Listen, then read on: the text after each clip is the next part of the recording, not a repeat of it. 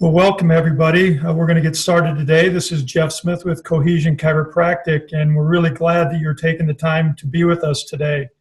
First of all, I really want to thank TriZetto Provider Solutions for sponsoring this presentation, and Lori Roberts with TriZetto Provider Solutions will have some information about their products and services once Elizabeth gets done with her presentation. So I just want to remind you that some of you, I've muted you because we were getting background noise from your location.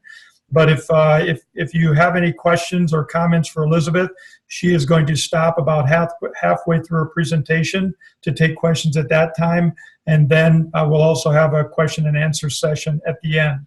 So we are recording this, so I will make the recording available to you after the presentation. And so, you know, I'm starting to sound like a broken record here, and it's only January, but I'm really trying to impress upon the chiropractic offices that I work with that we are seeing a paradigm shift in healthcare. And that is the patient having to pay more for their own care out of their own pocket than ever before. And so with that, we have to really be prepared for that at the front desk at the time of service, collecting, verifying eligibility and benefits and those things. And so I started looking around to find somebody that could provide us with some quality training and education, and was lucky enough to find Elizabeth Woodcock. And so Elizabeth is a nationally recognized expert in practice operations and revenue cycle management. She's also recognized for her outstanding presentations and writings aimed at improving the business of healthcare. And so with that, I'm pleased and proud and excited to introduce Elizabeth Woodcock. Thank you so much, Jeff. It's certainly a pleasure to be here with all of y'all today. Thank you for this wonderful opportunity. So I, like maybe some of you, fell into practice management sort of on a whim. For me, it actually started with a proposal of marriage. A lovely gentleman I happen to still be married to, but he was a first-year medical student and very, very poor. And for many, many years, very poor. And the only place I could find a job was to work in the billing office at the medical school and then residency that he did. And that's where I fell in love with billing. So maybe like some of you, I got intrigued by the excitement and the detail and really got very passionate about this area and have been lucky enough to be doing it ever since. Although sometimes I look back into those early years, and one of my first jobs was as the charge ticket runner. And so I ran the charge tickets between our business office and all of our clinic sites. And, you know, it was really interesting back then because I still remember on our charge tickets, we actually had a little box that our doctors could check, yes or no. And beside it, it said, "I only?" ? I don't know if any of y'all were back in those days in billing, but the I stood for insurance. And so what we would do routinely, I mean, I would say it was probably 80% of patients, our docs would check the I only box, which meant bill the insurance, but forget about the patient financial responsibility, write it off. Well, y'all know that's slightly illegal today, so certainly don't want to go back with that practice. But when I think about that, I realized that we had 200 people in our billing office, and only 2 of them were dedicated to patient collections. And all those 2 people did was write things off, write money off left and right. And so when we think about now, 20 years has gone by, and the patient really front and center at our revenue cycle, how important he and she is, and how important you are in collecting from your patient. So that's really the focus of our webinar today. And I know that all of y'all are from different communities and different size offices, but what I really would implore you to do is to at least get, let's say, 3 ideas for you to take back to your office, hopefully today, and really make some changes in terms of this very, very pesky payer. So let's go ahead and create an action plan. Now, our webinar today I'll spend about 40 to 45 minutes talking. We'll start off with a call to action, a little bit about the strategy, and then we're going to talk about what to do before the patient even arrives. And sometimes I know you may even have minutes, if not hours, maybe sometimes days, but there are certain steps that are really, really awesome to take for you to deal with this challenging trend. And then we'll talk about collections, so sort of back end. Now, I will say that I think probably our best return on investment is going to happen in the center, in between pre-visit and back-end collections, and that has to do with optimizing collections at the time of service. So I know that Jeff has given you the date, but just as a reminder, we'll be back together again on February 13th and filling in that hole when it comes to time or point of service collections. So please do make sure that you write down some of those ideas that you get for your office. Now, it used to be that we only talked about patient collections in January because that's when deductibles were. And, I mean, goodness gracious, we kind of didn't worry about it the rest. Maybe it lasted until February or March. But, oh my gosh, y'all, there is no deductible season. Patients are coming in and out of their insurance policies 12 months a year. In fact, data shows that every time a patient walks in your door, you've got a 1 out of 4 chance that that patient has changed insurances. I mean, that is huge. And part of that has to do with employers, right? It's not just patients, but patients' employers are making changes, if not to their payer, then to their health plan. So they might offer 5 different health plans for the patient to choose, and so the patient may pop from one to the other. But that means for your office, you have to know about it in order to be able to collect the correct patient financial responsibility. And so this new, what I really consider a payer in the market, and, I know we could spend all day talking about, well, United or Humana or one of the other payers that I'm sure you have in your office. But our most difficult payer of all is indeed our patients. And I like to think of our patient as falling into one of 3 health plans. And those 3 health plans are, our first one are Happies. These are the patients who, you don't even need to ask. They are going to give you that credit card. They're going to give you that check. They're going to give you that cash the moment they walk in the door, right? Because they just expect to. Those are our Happies. And then we have our patients who, I like to call them our nudgers. These are our patients who need a little something for them to pay you. And techniques like this one, when a patient walks up to the front office in your office, look on that patient's person for something to compliment. For example, Miss Woodcock, what a lovely sweater you have on today. How would you like to take care of your balance? So the compliment and the question get rolled into one. Our Happies don't need that. But our nudgers are like, okay, he or she was nice, maybe I'll pay. And then our third health plan are those patients that literally have no intention of paying you, period. It might be unwillingness, it might be inability, but y'all, they are not going to pay.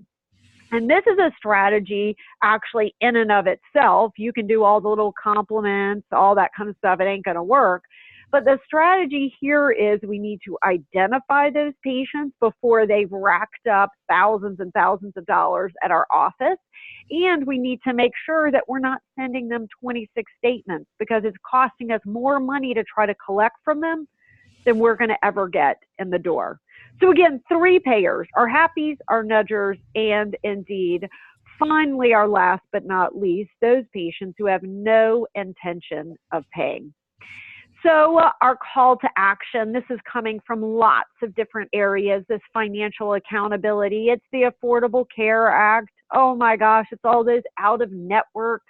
It's all those employers who are offering high deductible plans for their patients. And last but not least, oh my goodness, the referrals, the primary care gatekeeper. I mean, this seems to be coming from all different aspects, regardless of where it's coming from in your community, impacting patients in your area, in your city, in your town. What it means is those patients have more financial responsibility than ever.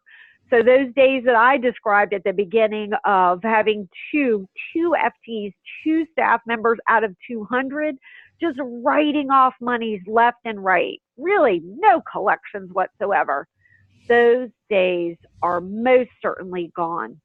And today, increasingly, your patient is defining the success of your revenue cycle. And y'all know what that means. It's the success of your business in general. Now, unfortunately, in the medical environment, this is the individual, lovely gentlemen, don't get me wrong, but this is the individual that we rely upon to make this happen, to really combat all of these issues. Right? Who else is actually sending mail to someone? We don't even have mailboxes or check our mail anymore. And when our patients do, what are they doing? Oh, yeah, I got this bill. I'm throwing it away. I'm throwing it away.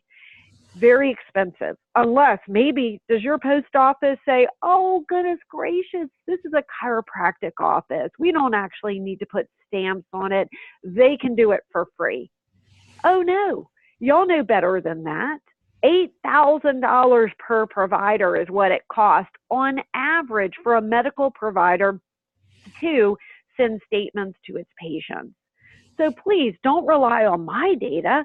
Actually run this for yourself. Determine how much it's costing you and whether or not, because this is the big thing, if I have a lot of nudgers or unwillings to pay my second two health plans, this $8,000 is just like throwing money away.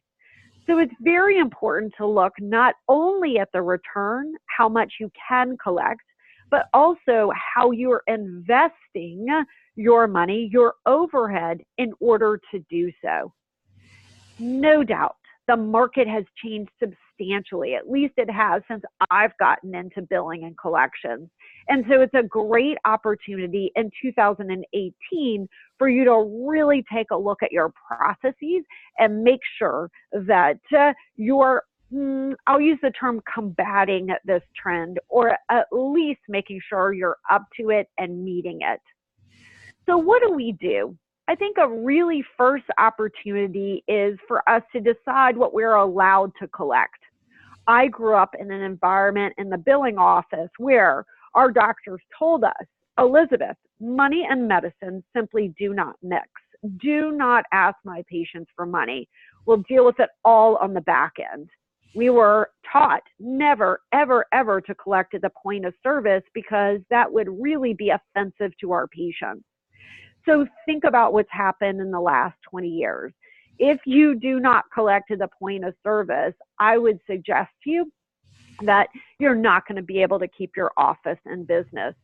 But it really does allow us to kind of think about, well, what are we allowed to collect? There's this myth out there that we really aren't supposed to collect anything other than copayments. And I call it a myth because even Medicare, our federal payer, actually allows you to collect unmet deductibles and coinsurances. So that actually regulation is at the very back end of your slides. It's a lot of tiny text. I won't go over it here. But for those of you who are participating with Medicare and are thinking about, what else can we do in terms of collections? I wanted you to have that information. And I would ask you, okay, if the patient doesn't have chiropractic services covered, here's our opportunity to either ask them to sign a waiver, which I think is a great idea because it actually is a signature and the patient is agreeing to it in writing, but going ahead and collecting for those services at the point of service. So define again what you're allowed to collect in accordance with the insurance companies that you participate with. And if it's just you and the patient, then certainly if there's no payer in between you, the relationship is directly between you and the patient, then certainly this is an area where you should optimize the point of collections at the time of service. I mean, think about it. We can't go to Walmart or the grocery store and walk out with a basic necessity like milk and say, bill me.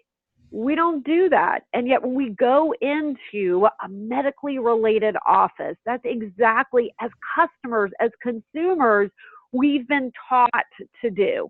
And part of that is our fault. Again, I think about my history. I was told never, ever to collect from patients because it was bad, bad, bad. So we've got a lot of history that we have that really, unfortunately, today is going against us.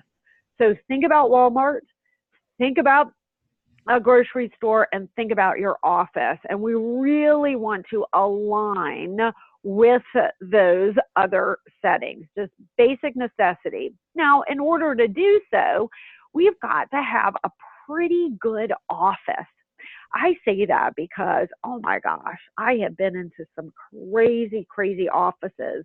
I went into one recently where it was amazing to me because, you know, the sign-in list was sort of teetering on the shelf, and oh my gosh, you know, no, I never saw. I sat in the reception area for about an hour, and I never saw a receptionist actually physically come out or poke his or her head out, because of course there was this gray smoky mirror.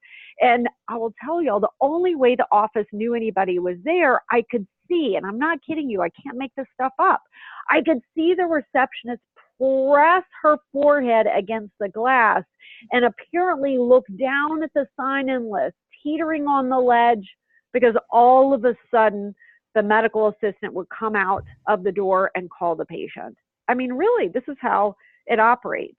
And so I do not believe that you are going to be effective at collecting $100, $200, $300, $400 from that patient in that setting. So we have to recognize how important for us is operation of a great practice, an efficient and effective practice that has no sign like this one. This is one of my favorites. If you dial while still waiting to see the doctor, please do cancel your appointment. Obviously, you're going to have a really, really hard time, in my opinion, collecting in this environment. So again, our strategy, if we have payer relationships, we want to make sure we honor those, but we really understand what those are, because it has been in our environment that we're not allowed to collect anything except for the copayment. I'd like for you to research that, to really think about that, because I've found once we do, that's actually not the case, even with Medicare. Our second strategy is for us to really link in our patient collections process with our effective and efficient operations, knowing that we're going to have a very, very difficult time if we make our patients wait for hours, if we run a bad office. We're not going to be good at collecting either. Those indeed go hand in hand. So certainly at minimum, I want to make sure that you're in a position to collect any copays from patients with commercial insurances or those that do have copays. I also really would encourage you at the point of service, at minimum, to collect full pay deposits. Now, I don't know, what am I meaning by full pay? Again, part of this is my history, where we had insured patients and we had self-pay patients, and that was sort of what we had. Now, we considered our self-pay patients as no-pay patients. I mean, they're just self-pay, no-pay, indigent, boom, you were gone. We didn't need any money from you. And so times have changed, my goodness. If we just say, oh, you're self-pay, you're done, don't worry about it, we're going to be in a world of hurt. So what I like to do, because a lot of patients who think they're self-pay, right, who are called self-pay, who I don't know what has happened, but believe they are no pay, right? Those just go hand in hand. So what I like to do is all the nomenclature, the signage, etc., is to call those patients full pay patients, because that's exactly what they are, right? There is no insurance contract between you and the patient, so they owe what you have on your fee schedule. So therefore, they are full pay patients. So you want to make sure at the point of service that you have a deposit policy. Now, ideally, of course, it's the full payment of your charge according to your fee schedule. At the very least, it's a full payment of a portion of that charge or a deposit. So please make sure that you have that policy, you put that in writing, and you go ahead and collect at the point of service. Last but not least, we need to ask patients for balances, even if the balance is $1, right? Those dollars add up. Oh, Miss Woodcock, beautiful sweater you have on. How would you like to take care of your balance? I would encourage you, and I know patients may be coming in once, twice a week. I would still encourage you to ask about that balance every time. If we wait until the very end, right, there's that possibility of that patient not coming in for that final visit, particularly if they've heard that's what you do, right? Patients are very, very, very savvy, particularly when it comes to finances. And so we can be pleasant. The other thing about asking for balances at each and every encounter is there's an expectation, right? There's an expectation there that, you know what, Sally or Sue or Joe, they're going to keep asking me about this. You can say it very nicely, but it ain't going away. Please, please, how would you like to take care of that balance? Now, before the patient even comes in, and I know some of you only have minutes, hours, and sometimes this whole process can be done actually online, right? So if you have self-scheduling for patients, either for new and or established, you may even be able to integrate this automatically. So we want to have a financial clearance process. It's no longer good enough to have a patient say, I have Blue Cross Blue Shield, right? I mean, the patient thinks because they have a Blue Cross Blue Shield card, I mean, many patients think because they have a library card that they're covered, right? This is not working. So insurance coverage is like the baseline expectation. The patient who presents with this coverage, does he or she have it according to the insurance company, not according to the patient. The patient thinks they have a card, they're covered. Unfortunately, it doesn't always work that way. You know that better than me. So we want to ideally have real-time eligibility, where as we're scheduling the patient, we're also confirming coverage. And again, that can be whether you have a personal, like not a face-to-face, a personal, a manual, a person who's actually scheduling, or the patient may be self-scheduling. So we want to really look at that insurance coverage. And then for many of your communities, for many of your health plans, you also need to move into benefits eligibility. Does the patient have chiropractic benefits? What are they eligible for? What are those benefits? This is going to help us lead to the third area, which is what's the patient's financial responsibility? So I know that we don't always have an opportunity to do 1, 2, and 3, but I got to tell you, best practice is to make sure you hit all of this financial clearance before the patient walks in the door. Even if it's minutes before they walk in the door, it just needs to be done before they leave. If they leave and we haven't confirmed this, and all of a sudden now the patient gets a bill for $300 that they didn't think they had, it's hard because you're between a rock and a hard place. Your business is what's going to suffer in addition to the patient. The patient, what? I gave you my card. What's going on? If you even have the opportunity to get that phone call. Quite often, you just end up having to write it off. So financial clearance, great idea. The other thing we want to make sure for those of you who do have real-time eligibility, you're checking benefits, you're like, I totally got this, is we need to make sure that we have the ability to handle exceptions. Because I generally find that when you have a financial clearance process in place on a pre-visit basis, by the time the patient actually presents to your office, again, it could even be hours since they called or since they scheduled online, you are not able to effectively handle the 5% of exceptions that come through, the coverages that are no longer active. Maybe the patient called yesterday, or maybe they were there in your office last week and it's no longer valid. And I don't know what the deal is, but don't y'all think when a patient loses their job, they all of a sudden go to the doctor? It just seems to run hand in hand. And I think that has something to do with why are these coverages not coming up as positive when we just check them? The reality is that they're not, a small portion of them. So please make sure you have exception handling protocols.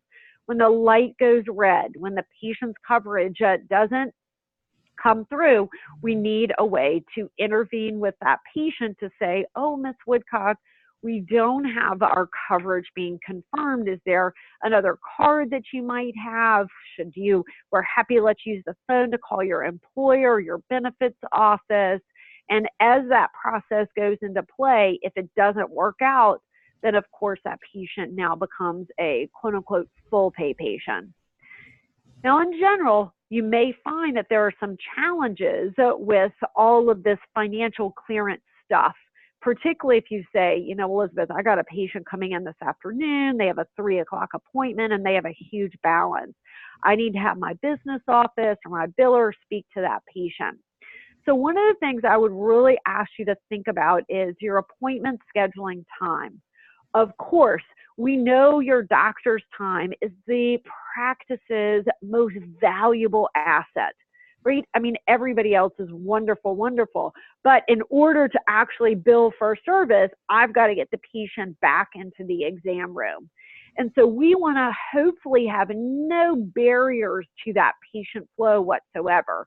If I've got a 3 o'clock appointment, ideally the patient is in the room with the doctor at 3 o'clock. So what do? What I like to do is to actually have appointment times that match with arrival times. Oh, Miss Woodcock, your arrival time is 2:45.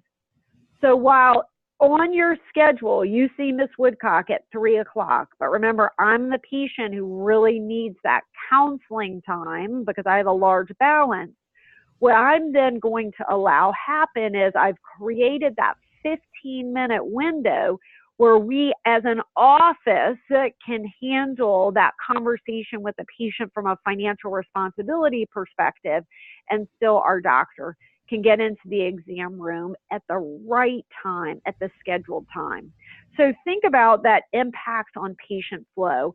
I know practices that actually, for all of their new patients, their arrival time is 15 minutes before their actual appointment time. And they do that because they don't want the patient to be late. And as importantly, they don't want their doctor to be late, but they've got to get stuff done in the interim. So our scheduling and confirmation, if you schedule for appointments over the phone, this is a great opportunity to reveal expectations about the payments. It's also a wonderful opportunity to just very kindly say, oh, Miss Woodcock, I see that you have a small balance. Because it's always small, y'all. Always, always, always, always. I see that you have a small balance. I mean, I know you're coming in this afternoon, but couldn't we go ahead and take care of it right now? And that way you won't have to worry about it. So really try to position very pleasantly, remembering that, you know, your happies are going to do it. I think the bigger challenge, of course, is you're going to have your nudgers, but just very gently, very, very positively asking them. I don't want to say time and time again, but at every touch is going to help you in the long run collect. And what I love to do with schedulers is go ahead and make those questions, you know, and you can do funny tricks like, oh, Miss Woodcock, you know, goodness gracious, my computer won't let me go past that window. I've got to have you talk to my biller, and I'm sure once you talk to the biller, she'll pass me back to you, and I can go on to the next screen. And so it's another way to, again, just ask. I'm not in any way suggesting you have to deny services, but just pleasantly ask and make sure our happies are already going to pay, we really want to make sure those nudgers pay as well. Now, you might say, my God, Elizabeth, you're talking about front office and schedulers. Like, what's going on here? It used to be, when I started off in billing, that we had this like very distinct line between us and the business office, right? It was the office and the business office. And the front office, they didn't even know anybody in the business office and vice versa. I mean, you just never talked. Like, it wasn't even schedulers. Oh my God, they didn't even know what a CPT code was. That's not my job. And unfortunately, those lines have blurred significantly, and they blurred so much that when I walk into an office, everybody in front of me is part of the business office. Everyone in front of me. I don't care if you're answering the phones, if you're scheduling appointments, if you're rooming patients, you are part of the billing office.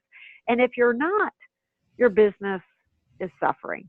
Your business is indeed suffering. Every employee of your practice is most certainly a member of the business office. And so we want to make sure that those balances, I think, are very, very crucial. And we also, of course, know that if we have a real past due balance, sometimes those have actually come off the books altogether. I don't know about y'all's office, but I generally am looking to move balances to a collection agency somewhere between 90 and 180 days. And we'll talk about that in just a few minutes. When you do, as you well know, that becomes bad debt. And so I was actually at an office and I was watching the receptionist, right? I was standing right behind the receptionist, kind of observe how she arrived patients and received patients and registered patients, etc. And all of a sudden, as I'm watching her do her thing, the screen starts flashing, woo, woo, woo, flashing, warning, warning lights. And I'm like, oh my gosh, what's happening with the screen? And, I looked a little bit further and she closed that window and moved on and completed the registration and arrival process. And afterwards, I was like, oh my gosh, Sally, can you tell me a little bit about what happened there? I saw that blinking light and I didn't know what was going on. Can you help me understand that? And she said, oh my gosh, Miss Woodcock, happy to explain that. I don't really know what the box means, but what I do know is look at the top right-hand corner and you will see that there is a white X. And when you click that X, the box goes away. Woohoo! That is how she dealt with the bad debt. Well, you and I both know that that was probably not an ideal situation in terms of dealing with the bad debt, because you can always collect it and apply that payment, even if it's moved off to an agency or maybe even been written off altogether. You're not even pursuing collections. So please, balances are everything. They're balances at an hour and they're balances that sitting anywhere on your books. You want to make sure that you at least attempt those collections. We want to make sure that we ask our patients properly. No more of this, how would you like to take care of, or would you like to take care of your copayment today? We're asking our patients, how would you like to take care of our copayment today? And then, one, I really love this technique, is to go ahead and request the payment for the copayment. And please make note of the fact that, and this is true, your insurance plan requires a copayment. If that is applicable, then don't just say we need your copayment or you need, or our practice expects it. Oh no, your plan requires a copayment. Will you be paying with cash, check, or credit card? Get the payment in your hand. Oh my computer tells me that you have a small balance, Miss Woodcock, of whatever it is, $160, etc. Can we go ahead and run your card to take care of that balance as well? This is a really, really great idea.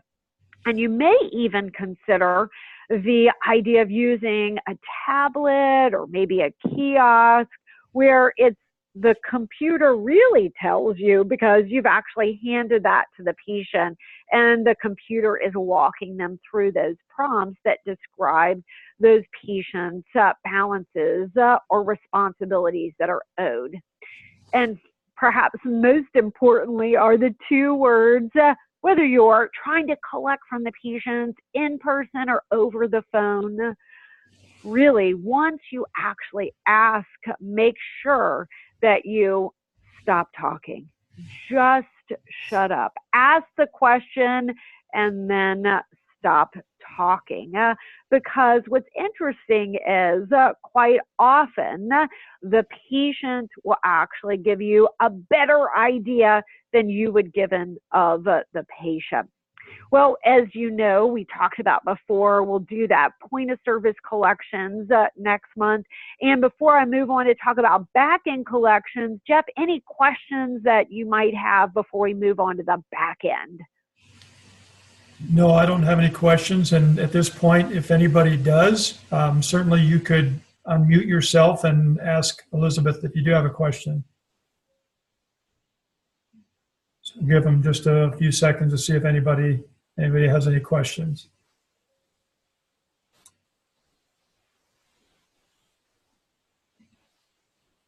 Maybe while we're waiting, I just wanted to go back to the exception handling. Just it also could be a possibility of collecting a flat amount.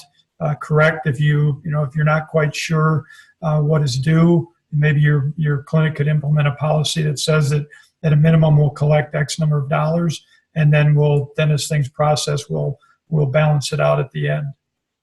Absolutely, and that comes into play. I think we talked about that on slide number 13 about the full pay. I use the term deposits, and that is a great suggestion. Is if there's any question, but the patient does have a financial responsibility, but we don't know exactly what that is to have that deposit policy, ideally in writing. And I say that because you don't want to be collecting $10 from one patient, $100 from the next patient, because then there could be that possibility of discrimination. So great idea, Jeff, to have that deposit, that minimum deposit that's required, and then balance it out after the claim has adjudicated, if applicable. Jeff, can you hear me, Jeff? Yes. Yes. So, Elizabeth, what do you do when you list your third category of patients that they say they have no intention of paying? What do you do with those patients that you know just are not going to pay you? Do you deny any further care? What's your recommendation there? Sure, that is a great question. In general, the answer to that I find is really becomes it really both philosophical as well as a risk issue for the business. It certainly depends on the type of specialty and practice. And it's one of the things that I would actually engage with your malpractice carrier to understand, what it's actually a community-based definition is what is in the course of treatment, because what you want to make sure is you're avoiding abandonment of care. So I think that issue of denial, unless EMTALA kicks in, for, of course, that's a law. Once a patient passes a threshold of certain facilities, and then you do have to see them. But otherwise, really, it becomes an issue for you from a philosophical perspective as well as a business risk. And I think it's a great conversation to have with your malpractice carrier. How do you go about those patients who forget their wallet, they forget their checkbook repeatedly? Sure. Yeah, that is a great question. One of the things I'm actually going to talk about at the next section is the credit card on file program, which I really think is a huge, huge opportunity. Interesting enough, it just happened to a practice that I went to yesterday. And that sort of mitigates the, I don't have my payment with me, I don't have it, because you're actually keeping that payment on file. That's what the program itself is. So that could certainly be a possibility. I do think what you're saying about I don't have my wallet, I don't have my checkbook with me is a great push for that idea about asking when the patient does schedule. Because, I mean, what are we going to say? 50% of the time, maybe 70% of the time, the patient, quote unquote, doesn't have the payment with me. So hopefully it's not that high. But for our nudgers, it may be. And so I think any point that we can ask that patient, even if it becomes so repetitious, you're like, really, really, really, but asking at every point is a great idea because you will get paid sometimes. A lot of times when we do that, or we say we see you have an outstanding balance, they schedule the appointment and we end up with no-shows. No-show, yep. And that, I think that is a really great point, and it's something I would sit down and talk to my business owner about is, the challenge here is that if that patient did show up, right, they're not going to pay. So I have seen offices where they'll sort of they'll kind of develop a probability scale. And if the patient is in a high probability of no showing, for whatever reasons, it might be past behavior, this is their third no-show, for example, or it might be, this patient is canceled before when they have a balance. So whatever factors that you have, and they will double book that patient, that slot. Now, I know once in a blue moon, both of those patients are going to show up, so you need to have a plan B, but that's something you could talk about as an office, is to kind of put a factor.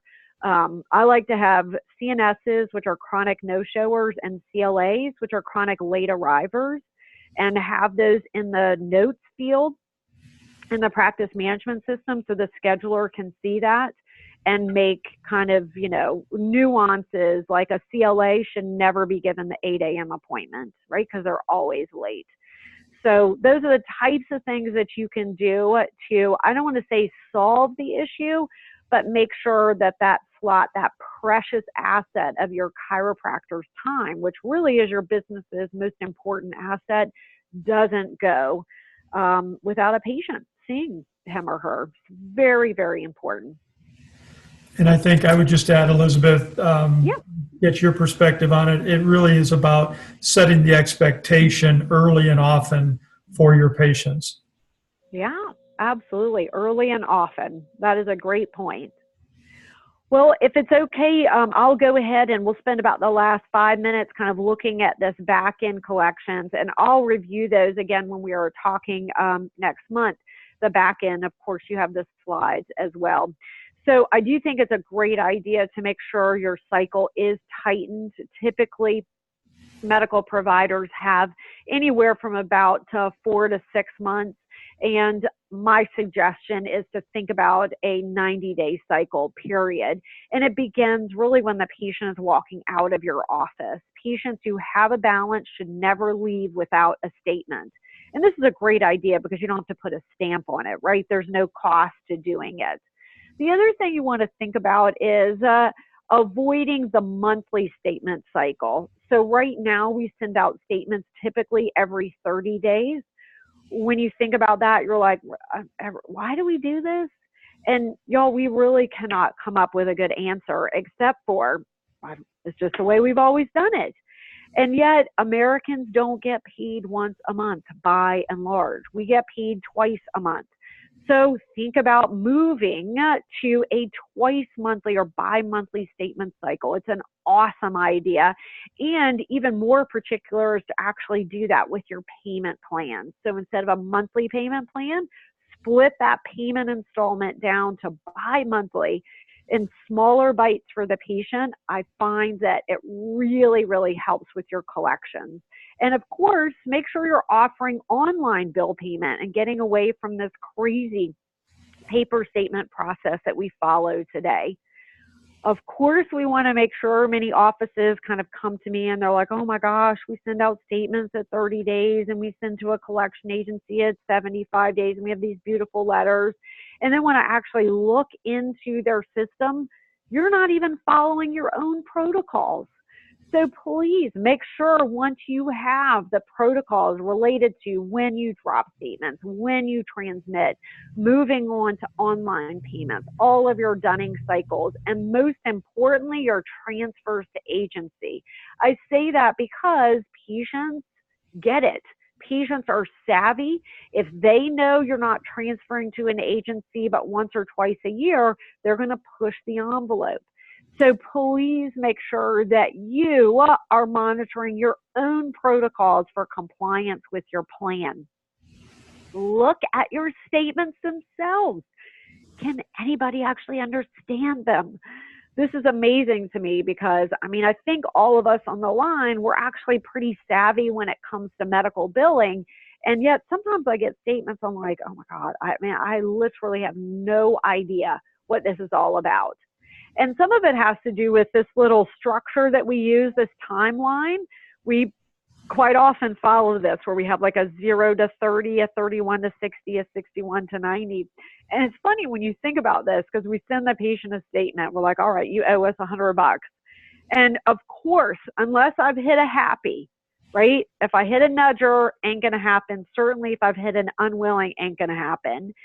If I hit a nudger unwilling, that $100 the next month has moved into the next box, completely unchanged. And oh my gosh, looky there. I've got 3 more boxes to go. So it's like really screaming at the patient. I mean, we're just not really serious. You don't really need to pay us. So please make sure you have an actual due date. And I know this sounds crazy, but I would say half of the statements and letters I look at have no due date. They say, pay me in 10 days. 10 days from what? Take away these boxes. No age trial balance type situation. Making sure that in your own office, you have a balance for your office. I know that sounds funny, but just make sure that your statements are going out and having an open balance. Just one of y'all having a balance. Just make sure that you keep on track that those statements are going out on time and they're actually going out. Because sometimes y'all know this better than me. Something happens with the interface or the batch and you're like, oh my God, our statements haven't gone out for 3 months. Please don't let that happen. And then, as I mentioned before, offering that online payment is a great idea to just facilitate those happies and those nudgers who can't find their checkbook, but they have their credit card and they can pay online. Before you send off to an agency, it's a great idea to make sure you sweep for any insurance coverage. So, of course, for those full pay patients, which remember, those are my self-pay patients, if I can find some insurance, because now I've gotten to the point where I'm sending off to a collection agency. And so your collection rate at that point is somewhere between 5 and 8% of the dollar. That means 5 cents on the dollar. So if I can find some insurance, it's going to be more than I can collect from that full pay patient. And then also, and this seems like a no-brainer, but again, it's something I see offices miss all the time.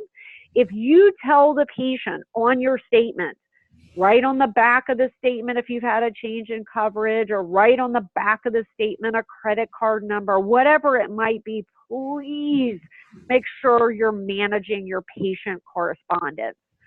So many offices get this huge stack of statements that are either returned or their information that's being mailed to the office. And it's kind of like, oh, nobody has time to deal with that. I mean, it's a wealth of information that you could be acting upon. And I will tell you, it drives patients crazy if they've sent it in and you haven't taken action. This is a really good kind of way to move to e-statements if you're interested in this option, by telling your patients, oh, we're going environmentally friendly. And so if you do want to stay with our paper statements, not a problem, but it will be an annual fee of $20. And I've seen practices use this very, very effectively. It's just a suggestion as you think about moving away from that $8,000 spend that I talked about early on in the program of all of those paper statements. Please make sure when you are calling patients that you don't have billing office on your caller ID, that your phone system is programmed to display your name, not the term billing office, or obviously your patients are not going to pick up, nor would I. And then here's another really great idea, is to think about when you send out your collection letters, maybe a letter in kind of something a little bit funky, like a different color, maybe a different size envelope. Again, we're trying to hit our nudgers here. And I did work with an office, this is kind of a cute idea. They, on their back flap, had the words, "You are invited, ... And when you opened up the envelope, it said, "Pay your bill." What a cute one. Now, our happies, of course, would have been like, yeah, whatever, because they wouldn't have gotten to this point. But maybe I'm catching my nudgers with some humor. So other tips here that you are invited to think about using your acronym. Of course, you can't misrepresent yourself, but there's no reason why you have to have a typical logo. You really want to make sure your patients open up this collections notice, so you could have your address, but also with your acronym, like Alltown Chiropractic Associates, of course, is ACA in this example. So other ideas, again, that color, different size of the envelope. Want to make sure that I love this idea, blame somebody. Oh, this isn't us. Our accountant will simply not allow us to carry this account on our books. Please call me and have a phone number that actually works. A deadline, the actual balance, $143.26. December 9th is when you need to call me. And then last but not least, have the letter sent from Judy. Now, I can't have a Judy letter if you actually have somebody named Judy working in your office. A Judy is only to be used if you have nobody named Judy. Why would you use a Judy letter? Well, think about this. When a patient actually calls your office and asks for Judy, you're like, oh my God, hold the phone, everybody stop. This actually could be somebody who's paying. Awesome. Do not let that go to voicemail. Make sure you have a biller ready to go to answer that phone and collect that balance. Now, some offices do, instead of using Judy, like to use a male name like George. And of course, when a Judy or George calls, you would say, oh, my Miss Woodcock, Judy is not here today, but I'd be more than happy to take care of any questions that you have or any needs that you have. So again, you're making sure those Judy calls are prioritized, because that means that somebody is ready to pay. So hopefully these gave you some good ideas in terms of patient collections. And as I asked you before, really think about that action plan, because I want you to get a return on your investment of an hour with us today, and recognize that this is going to take time and hard work on your part, because it doesn't change overnight. Well, let me go ahead and turn our program back over to Jeff to have our great team from TriZetto in terms of the wonderful products that they have to talk about us. So I'll go ahead and turn it back over to you.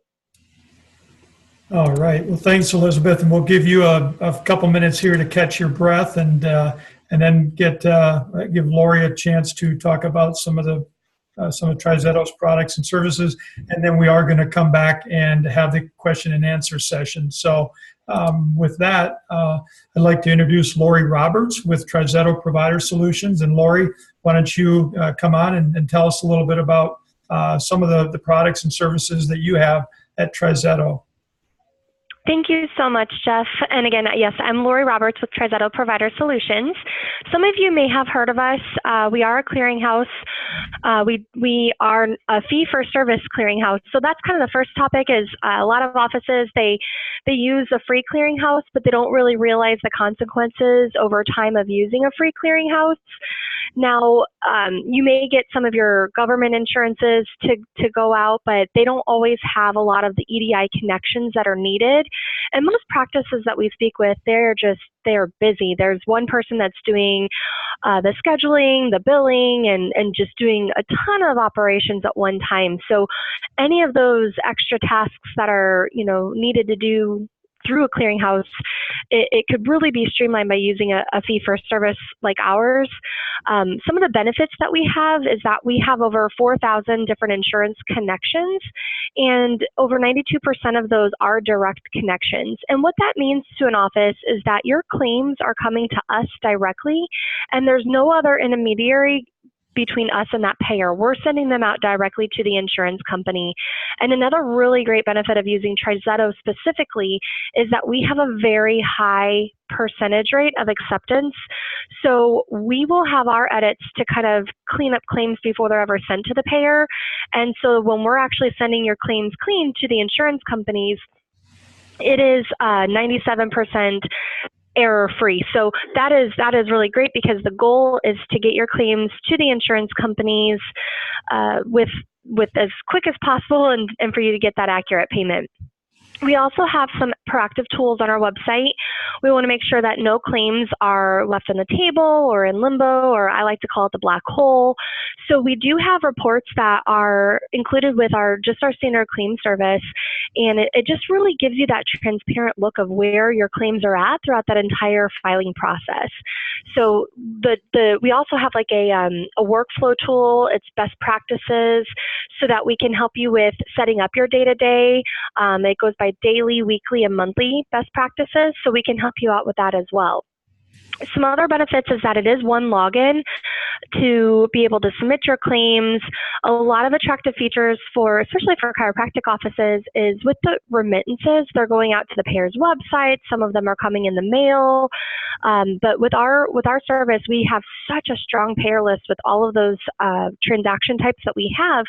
So most of those insurances should be able to receive that ERA directly on our website. So you just log into one place and you can access all your payments from the ERAs.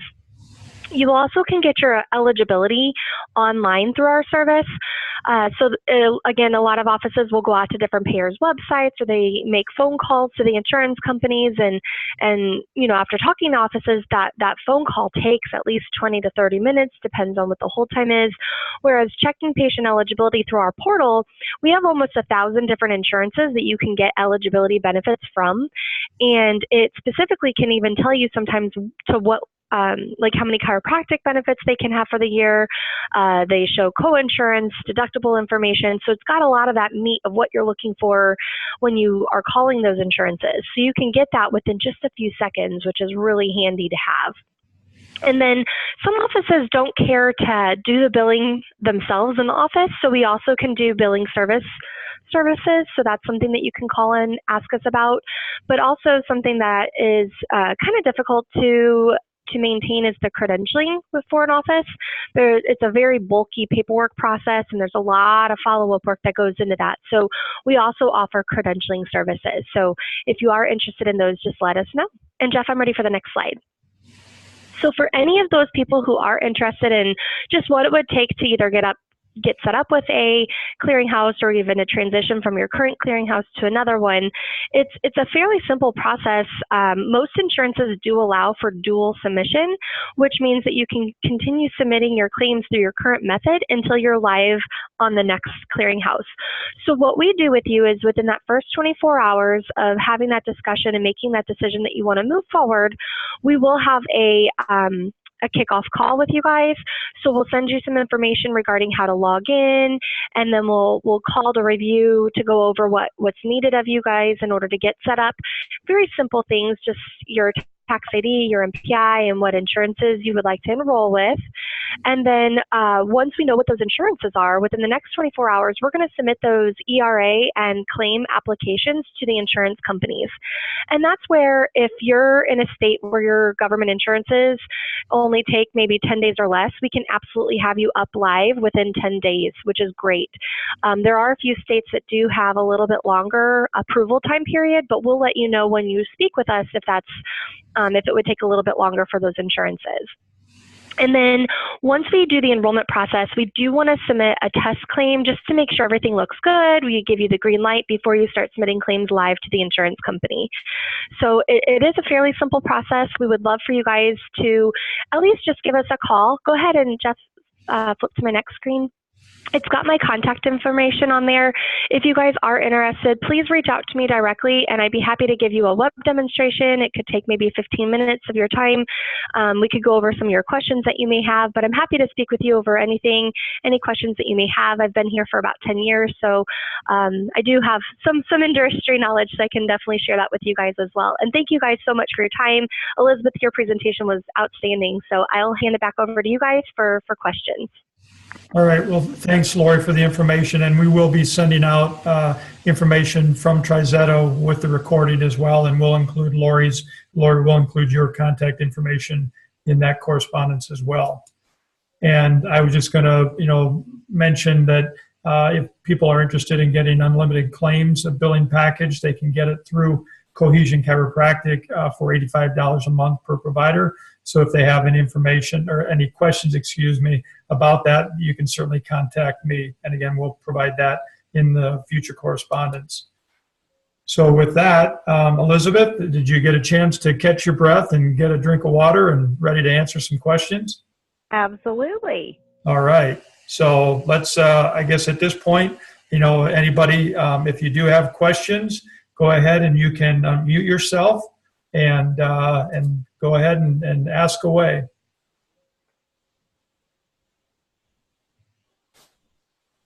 We'll see if anybody is, if they're too shy, but while we're waiting, Elizabeth, I do have a couple questions for you. Yeah. Obviously you're in all kinds of different healthcare facilities all the time. And it seems to me that we're starting to see a culture change where, as you mentioned earlier, that so a lot of times the doctors would say, "Hey, don't talk about the money. Let's not mix the two." But it seems as though we're at a point where now more and more doctors are saying, "You know what? We work too hard to not get paid for what we're doing."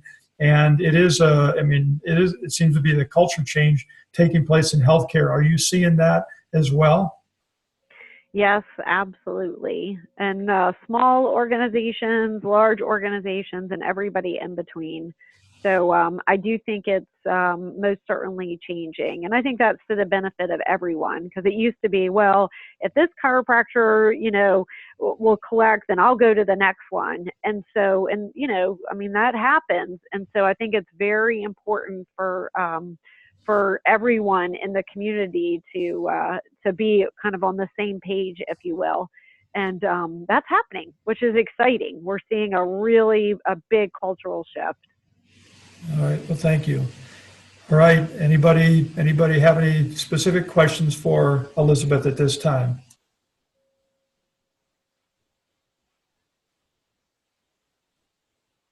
They're all being a little bit bashful, Elizabeth, and you did a good job of presenting. So while we're still waiting, and if anybody has questions, jump in while I'm talking. Yeah, just jump in. Yeah.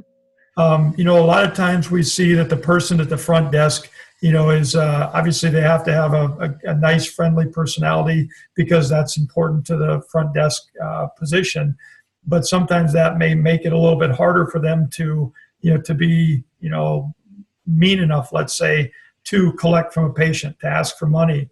And it seems like being able to hide behind a clinic policy is helpful. Maybe expound on that a little bit. Sure. Well, I guess my theory is kill them with kindness. So I do think that, sweet and kind and, as you mentioned before, is making sure that it's often. I think that is really the keys to success here. So I don't think you have to be a mean person. Now, that said, as you're thinking about in the future, if you're doing any additional hiring, that notion of really everybody is a biller in the entire office really might, kind of be something to think about as you're hiring another person. But when, you check into a hotel, when you go to J. Crew, when you go to Walmart, like everybody who's involved in customer interactions now is also collecting. So it's not that unusual. It's just not something we've thought of as an industry. So I do think kill them with kindness. Think about making sure that you have somebody or hiring people with collections in mind, and maybe even part of the hiring process would be some testing about, how would you ask a patient about a balance? And if they're like, oh, I would never do that, you may not have the right person in the job. And then, or about to get the job.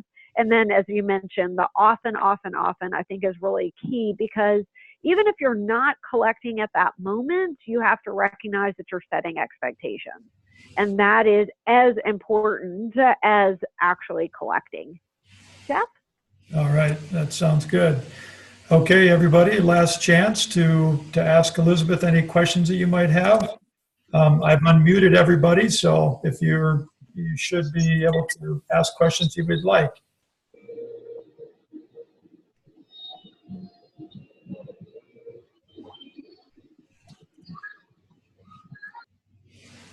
Well, Elizabeth, it looks like there aren't any questions at this time, and certainly as we send out the recording and other information, they can pass along any questions they might have that they didn't ask.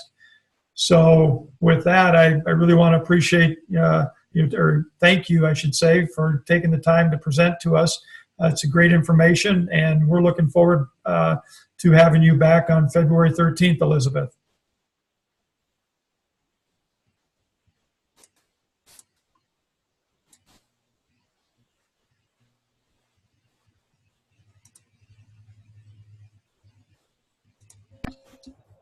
Okay, Elizabeth, are you there? Yes. All right. So I think I muted you accidentally. I'm sorry. Oh, yes. Awesome. I'm looking forward to the 13th as well. Thank you. All right. Have a good day. Okay, y'all. Thanks.